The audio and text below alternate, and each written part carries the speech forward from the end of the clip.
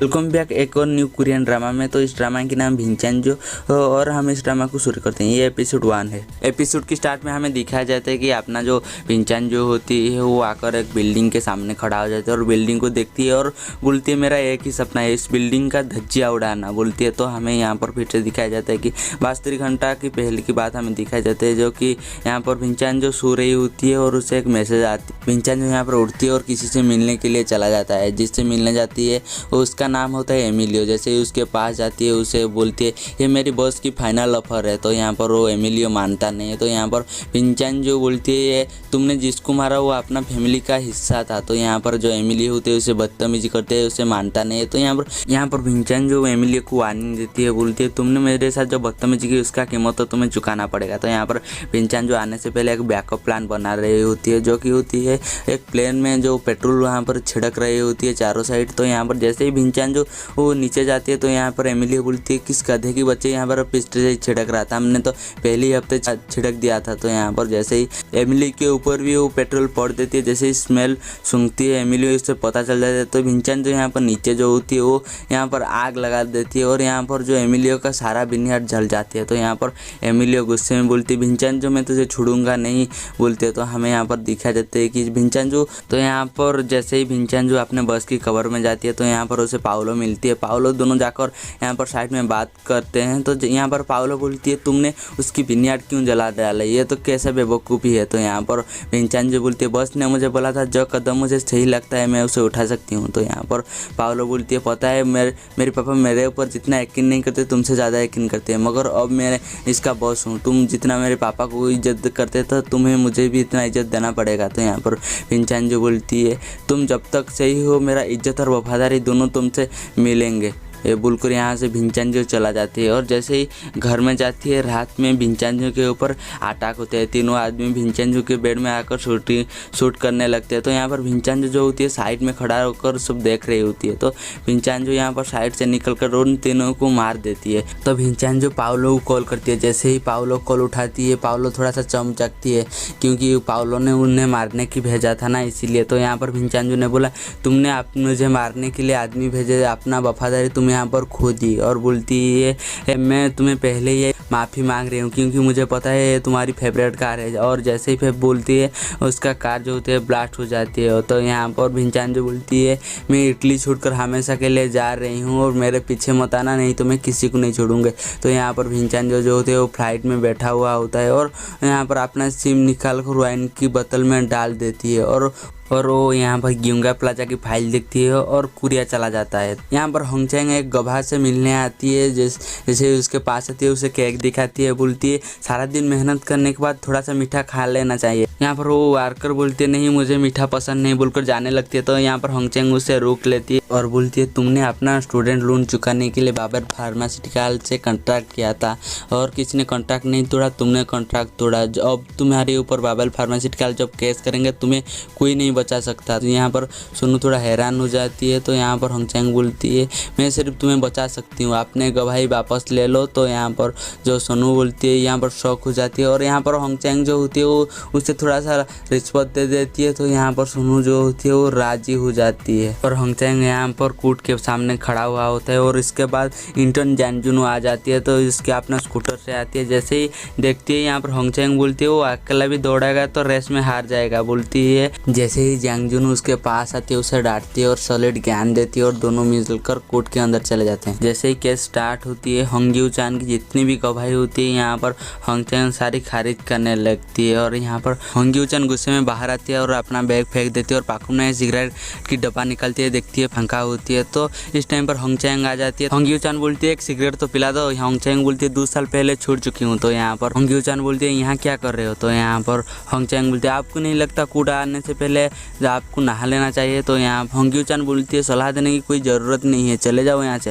होंगचैंग बोलती है हम कोर्ट के बाहर एक काम निपटा सकते, आपको अपने जीत पर भरोसा ही नहीं था तो इतना हंगामा क्यों किया आपने। होंग्यू चान को बहुत ही गुस्सा आती है, जाकर होंगचैंग को बोलती है ऐसी बात करते हैं अपने बाप से। यहाँ पर होंगचैंग बोलती है आप मुझे अपना बेटी कहाँ मानते हैं। तो यहाँ पर होंग्यू चान बोलती है सही कहा, मेरी बेटी होती तो गवाह खरीदने की हरकत नहीं करती। तुम और बाबेल इसी लायक हो, किसी माफिया से कम नहीं हो, अपने बाप की सीने को छली करती हो, क्या बन गए हो तुम। और होंगचैंग यहाँ पर इमोशनल हो जाती है और बोलती है डैड प्लीज़, आप मुझे कभी समझ नहीं सकते, आप मुझे अपना बेटी ही नहीं मानते होंगे, मगर आज भी मुझे आपकी इतना फिक्र रहती है।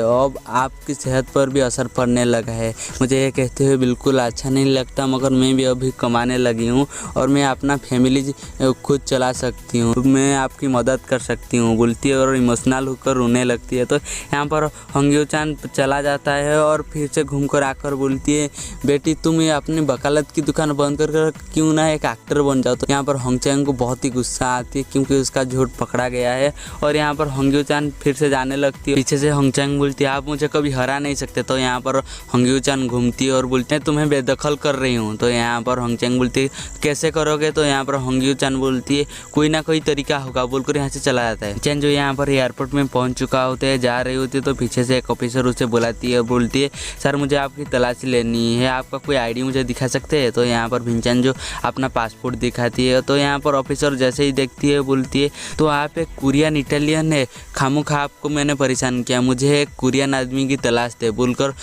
भिंचन जी को छोड़ देती है। और भिंचन जो जैसे ही नीचे जाती है टैक्सी के लिए पहले मिस्टर चू को कॉल करती है, मगर मिस्टर चू और काम से बिजी होती है तो इसलिए नहीं आती है। तो यहाँ पर भिंचन जो जाने लगती है, नीचे एक ड्राइवर होती है, किसने उसे बुलाया होता है मगर वो उसने ठीक टाइम पर कैंसिल कर दिया होता है। वो जाकर भिंचन जी को बोलती है सर मुझे किसी ने यहाँ पर बुलाया था मगर वो कैंसिल कर दिया, प्लीज़ मेरे साथ चले जाइए बोलती है। और भिंचन जो उसके साथ चले जाती है। तो जैसे ही जाने लगती है यहाँ पर उस ड्राइवर पहले गाना चला देती है। तो यहाँ पर वो भिंचन जो मना करती है बोलती है न्यूज़ चला दो बोलकर यहाँ पर पानी बॉटल उसे पीने लगती है। जैसे ही पीने लगती है धीरे धीरे वो बेहोश हो जाती है। तो यहाँ पर वो ड्राइवर बोलती है फ्लाइट में ज़्यादा ही खाना खा लिया होगा बोलती है और भिंचन जो को लेकर चले जाते हैं। यहाँ पर इंटरनेशनल सिक्योरिटी इंटेलिजेंस सर्विस के ऑफिस में चारों तरफ तहलका मचा हुआ होता है। तो यहाँ पर मिस्टर आन एक चेयर पर बैठा हुआ कर गाना सुन रही होती है और अपना कंप्यूटर में कुछ देख रही होती है। तो अचानक इसका सामने भिंचन का फाइल आ जाती है।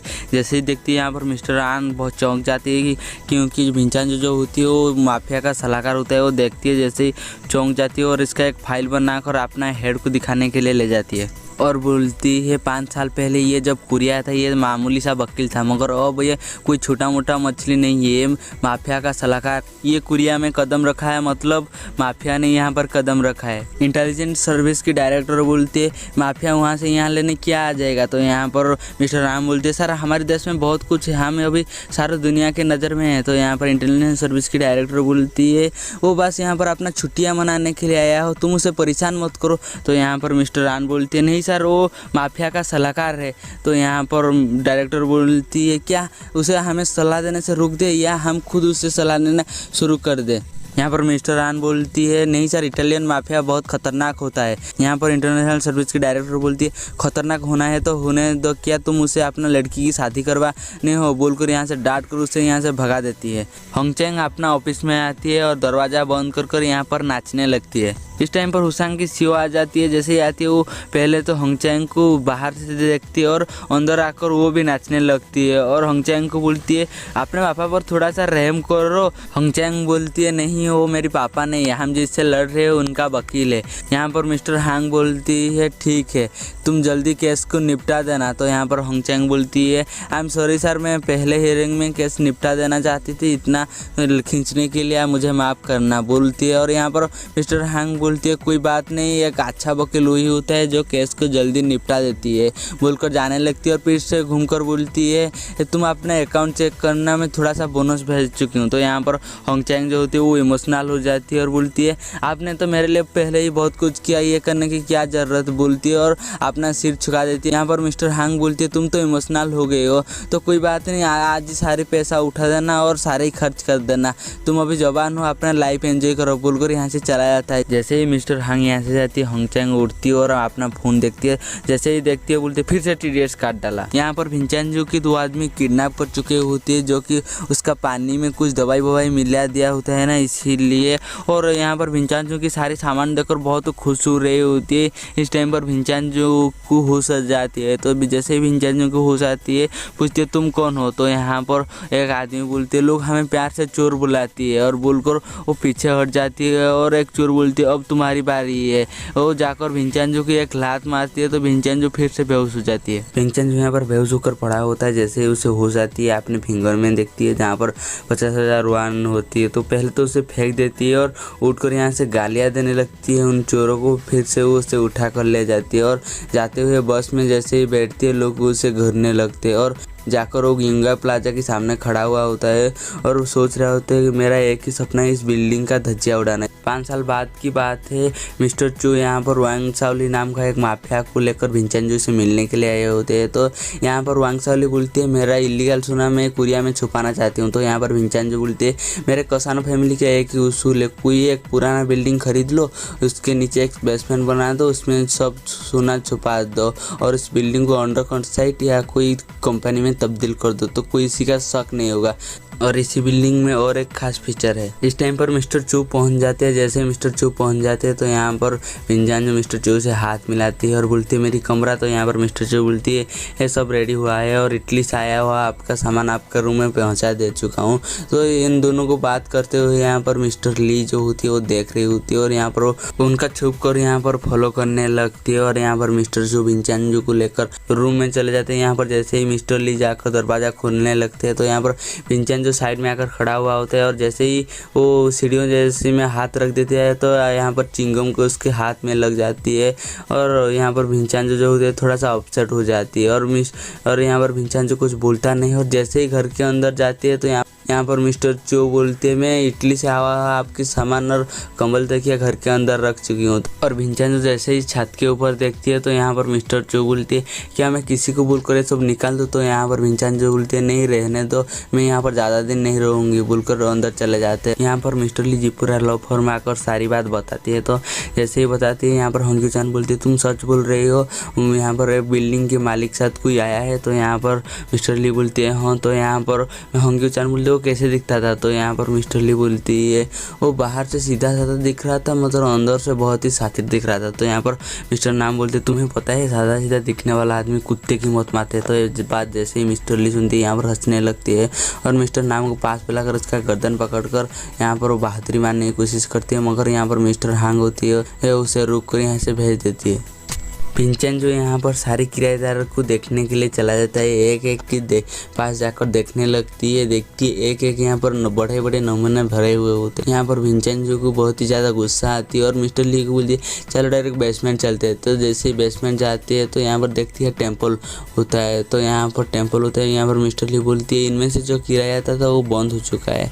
तो यहाँ पर जो भिंचांजू होती है वो पास में जाकर पूरा गौर से देखती है और बोलती है ये मंक 15 टन सोना के ऊपर बैठा हुआ होता है। तो इस टाइम पर जो मंक होती है उसकी चेला आ जाती है और बाहर आकर उनसे बात करती बोलती है कपड़े के मेले साफ करने से पहले अपना मन की मेले साफ करो। जैसे ही बोलते हैं यहाँ पर भिंचांजू और मिस्टर चू यहाँ से चुपचाप चले जाते हैं। भिंचांजू यहाँ पर मिस्टर स्टार्क के पास ड्राई क्लीन के लिए आती है। जैसे आती है वो अपना सूट देखकर बोलती है बोरालो सूट है, बोरालो ने खास मेरे लिए बनाया है। तो जैसे ही यहाँ पर मिस्टर स्टार्क उसे देखती है बोलती है तो ये लोकल माल है बोलकर भिंचांजू के यहाँ पर बेइज्जत करने लगती है। तो भिंचांजू और कुछ नहीं बोलता है रूम 600 से कल सुबह पहुँच जाना चाहिए। तो यहाँ पर मिस्टर स्टार्क फिर से बोलती है मैं क्या तुझे मिरासीन दिखती हूँ, कल सुबह नहीं होगा बोलकर यहाँ से डांट कर यहाँ से भगा देती है। जैसे ही भिंचांजू पीछे मुड़ती है देखती है सारे किराएदार उसे देख रही होती है और भिंचांजू यहाँ से जैसे ही जाने लगती है यहाँ पर हंग्यू चान उसे रोक देती है और बोलती है मैं जीपुरा लॉ फर्म से हूँ और इस ऑपोजिट कम्युनिटी के चेयरमैन हूँ। तो यहाँ पर भिंचांजू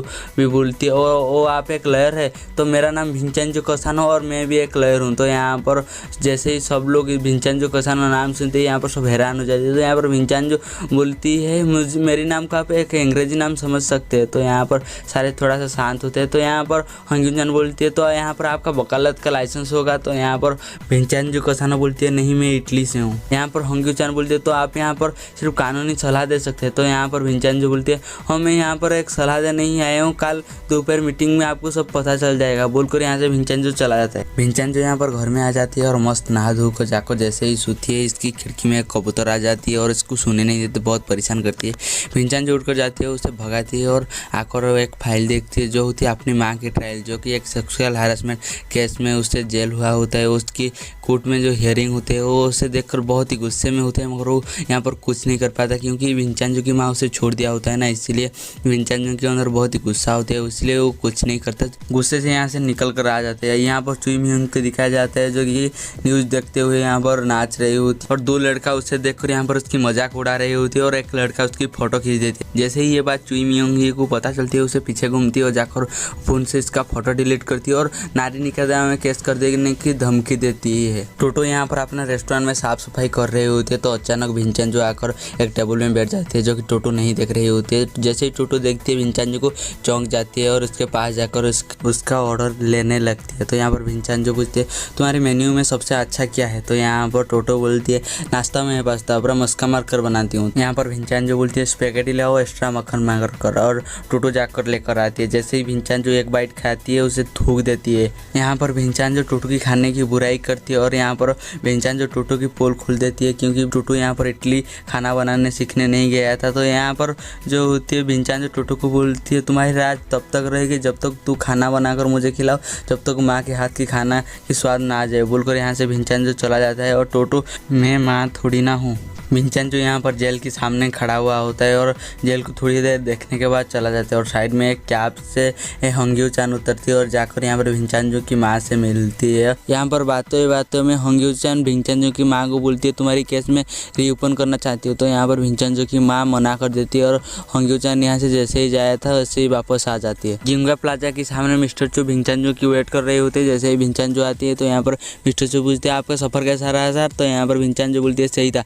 तो यहाँ पर फिर से मिस्टर चू बोलती है बाबेल ग्रुप का investment and development team leader आता ही होगा। तो यहाँ पर भिंचांजू बोलती है कहाँ मिलना है इसे। यहाँ पर मिस्टर चू बोलती है सामने एक कैफे है ना यहाँ पर। तो यहाँ पर होंग्यूचान पहुँच जाती है और बोलती है जैसे भी है हमारा प्लाजा का ही सवाल है तो मेरा ऑफिस कैसा होगा बोलकर उन दोनों को अपना ऑफिस ले जाती है। यहाँ पर भिंचांजू और मिस्टर चू और बाबेल ग्रुप का इन्वेस्टमेंट एंड डेवलपमेंट का टीम लीडर तीनों बैठे हुए होते हैं। यहाँ पर बाबेल ग्रुप का इन्वेस्टमेंट एंड डेवलपमेंट का टीम लीडर जो होती है पहले ज़्यादा पैसा देती है। जैसे ही भिंचांजू मना कर देती है वो धमकाने लगती है। तो यहाँ पर भिंचांजू पूछती है क्या तुम मुझे धमकी दे रहे हो। और यहाँ पर टीम लीडर जो होती है वो बेखौफ हाँ बोल देती है। तो यहाँ पर भिंचांजू बोलती है ये दोबारा मत करना वरना तुम पछताओगे, क्योंकि उसे भिंचांजू के बारे में कुछ पता नहीं होता ना, इसलिए ज़्यादा फड़फड़ा रही होती है। भिंचांजू की किराएदार के साथ मीटिंग होती है और जैसे ही भिंचांजू आती है वो बोलती है इस बिल्डिंग के ऊपर न्यू एक बिल्डिंग होगी और आपकी जगह के हिसाब से आपको जगह मिल जाएगा। तो यहाँ पर पहले किराएदार यहाँ पर बहुत ही नखरे करते हैं मगर धीरे धीरे सारे राजी हो जाते हैं और यहाँ पर मिस्टर चू और भिंचांजू बहुत खुश हो जाते हैं। भिंचांजू जैसे ही बाहर आती है होंग्यूचान से मिलती है और होंग्यूचान बोलती है शायद तुम हमारी मजबूरी का फ़ायदा उठा रहे हो। तो यहाँ पर भिंचांजू बोलती है आपको ऐसा क्यों लग रहा है। तो यहाँ पर होंग्यूचान बोलती है मैं आपके ऊपर भरोसा नहीं करती, मैं इसीलिए सबके सामने भरोसा का नाटक किया क्योंकि सबको तसल्ली मिले। यहाँ पर भिंचांजू बोलती है मेरे ऊपर यकीन करना इतना मुश्किल है। तो यहाँ पर होंग्यूचान बोलती है हाँ क्योंकि तुम पैसे के लिए लड़ते हो और मैं लोगों की भलाई के लिए। यहाँ पर भिंचांजू बोलती है मैं भी लोगों की भलाई के लिए लड़ती हूँ। तो यहाँ पर होंग्यूचान बोलती है अमीर होते हुए भी मुझे पता है बाबेल एक बिल्डिंग कैसे करके खरीद देगा मगर मैं उसके लिए तैयार हूँ बोलकर यहाँ से होंग्यूचान चले जाते हैं। यहाँ पर मिस्टर चू जैसे ही घर में जाती है देखती है अपना बीवी और बच्चे को मिस्टर पार्क की गुंडे जो होते हैं वो यहाँ पर किडनैप कर चुके होते हैं, बांध कर यहाँ पर बैठे हुए होते हैं और मिस्टर चू से यहाँ पर ज़बरदस्ती कॉन्ट्रैक्ट साइन करते हैं और पैसा भेजकर यहाँ से निकल जाते हैं। यहाँ पर होंग्यूचान होंगचैंग को बेदखल करने की कागजात भेज रहे होते हैं। जैसे ही होंगचैंग उसे देखकर पढ़ती है उसे बहुत ही गुस्सा आती है और अपने पापा को कॉल करती है, पहले कॉल उठाकर काट देती है। तो यहाँ पर होंगचैंग को बहुत ही गुस्सा आती है और अपने पापा के मिलने के लिए भागते हुए आ जाती है। होंगचैंग अपने पापा को मिलने के लिए आती है और पूछती है फाइल क्या है। तो यहाँ पर होंग्यूचान बोलती है तुम्हें मैं बेदखल कर रही हूँ। तो यहाँ पर दोनों में थोड़ा सा बहस होती है। तो हमें यहाँ पर देखा जाता है भिंचांजू का सूट जो होती है मिस्टर टाक यहाँ पर थोड़ा सा छोटा कर दिया होता है। तो यहाँ पर भिंचांजू को बहुत ही गुस्सा गुस्सा आती है और भिंचान जो बोलती है ये सूट जितना महंगी है तेरी सारी ज़िंदगी चली जाएगी मगर तू ये खरीद नहीं पाएगा बोलती है। और बोलती है तू इसका देगा पैसे। मिस्टर स्टार्क बोलती है ये लोकल माल है तो ऐसा हो गया। तो इस टाइम पर मिस्टर स्टार्क की गुंडे आ जाती है, नीचे अनाउंसमेंट करते हैं और सारे किराएदार को नीचे बुलाते हैं। तो यहाँ पर मिस्टर स्टार्क बोलते हैं कोई मुझे बुला रहा है, मैं जा रही हूँ और इसका पैसा देकर जाना बोलकर यहाँ से चले जाते हैं। और भिंचांजो को यहाँ पर बहुत ही ज़्यादा गुस्सा आ रहा होता है। और जैसे ही मिस्टर स्टार्क यहाँ पर जाते हैं मिस्टर चो कॉल करती है और कॉल करके यहाँ पर भिंचांजो को माफ़ी मांगती है। बोलती है मेरा बीवी बच्चे को यहाँ पर किडनैप किया होता है तो इसीलिए मैंने साइन कर दिया। तो इस टाइम पर मिस्टर चो के कार का एक्सीडेंट हो जाती है तो यहाँ पर भिंचांजो का कॉल कट जाती है। यहाँ पर सारे किराएदार नीचे आते हैं तो मिस्टर स्टार्क बोलती है तुम जल्दी इस बिल्डिंग को खाली कर दो, इतना पैसा दूंगा कि ज़िंदगी भर मौज करोगे। तो यहाँ पर हंग्यू-चान बोलती है नहीं तुम यहाँ से चले जाओ, नहीं तो मैं तुम्हारे ऊपर केस करूँगा। तो यहाँ पर जो होती है मिस्टर स्टार्क की एक आदमी होती है वो यहाँ पर हंग्यू-चान के साथ बदतमीजी करती है और इसे धक्का मारती है। तो होंगचैंग गुस्से में बाहर आ जाती है और बोलती है ए झिंगुर तू इसे हाथ मत लगानी है, मेरे पापा है बोलती है। और इस टाइम पर हंग्यू-चान होंगचैंग के आकर कान में बोलती है तुम मेरी बेटी नहीं हो। यहाँ पर होंगचैंग हंग्यू-चान को चुप कर देती है और उनके साथ आर्गूमेंट करने लगती है, लड़ाई करने लगती है। तो यहाँ पर मिस्टर स्टार्क की एक आदमी होती है होंगचैंग की सिर में एक टिरका मार देती है। तो होंगचैंग को बहुत ही गुस्सा आती है और जाकर उसका कॉलर पकड़ देती है और गालियाँ देने लगती है। तो यहाँ पर मिस्टर स्टार्क का आदमी होंगचैंग को पीटने वाला होता है तो पीछे से भिंचान जो बोलती है रुको बोलती है। तो यहाँ पर सारे भिंचान जो को देखने लगती है और यहाँ पर भिंचान जो स्टाइल में आती है। तो यहाँ पर मिस्टर स्टार्क बोलती है और एक न्यू सूट। जैसे ही भिंचान जो पास आती है तो मिस्टर स्टार्क का जो टाइप मैप होती है उससे कब ले जाते हैं यहाँ पर मिस्टर स्टार्क को पता ही नहीं चलता। तो यहाँ पर जैसे ही पहुँचती है भिंचान जो बोलती है चलो बात करते हैं। तो यहाँ पर मिस्टर पार्क बोलती है तू कौन है। तो यहाँ पर भिंचान जो बोलती है मैं भिंचान जो कसानो हूँ। और मिस्टर पार्क के एक आदमी बोलते हैं एकदम थर्ड क्लास नाम है बोलकर जैसे ही भिंचान जो को पीटने के लिए आते हैं यहाँ पर भिंचान जो उससे पीट देती है। तो यहाँ पर मिस्टर पार्क बोलती है फाइटर है चल बात करते हैं। तो जैसे ही मिस्टर पार्क भिंचान जो के पास आते हैं तो यहाँ पर भिंचान जो मिस्टर पार्क की नाक में एक पंच मारती है। तो यहाँ पर मिस्टर पार्क को बहुत ही गुस्सा आती है और जैसे ही मिस्टर पार्क अपने नाक देखती है तो उसे बहुत ही गुस्सा आती है और भिंचांजो को पीटने के लिए आती है। और भिंचांजो उस टाइप में यहाँ पर मिस्टर पार्क के हाथ को मरोड़कर बालकनी में लटका देती है और बोलती है बाबल ग्रुप ने धोखा देकर इस बिल्डिंग को खरीद लूँगा, मैं तुझे वादा करती हूँ इस बिल्डिंग को कैसे भी करके मैं हासिल करूँगा। ये बात जैसे ही किराएदार सुनते हैं यहाँ पर वो तालियाँ मारने लगते हैं और यहाँ पर इस एपिसोड का ख़त्म हो जाता है। हम मिलेंगे जल्दी ही नेक्स्ट एपिसोड में।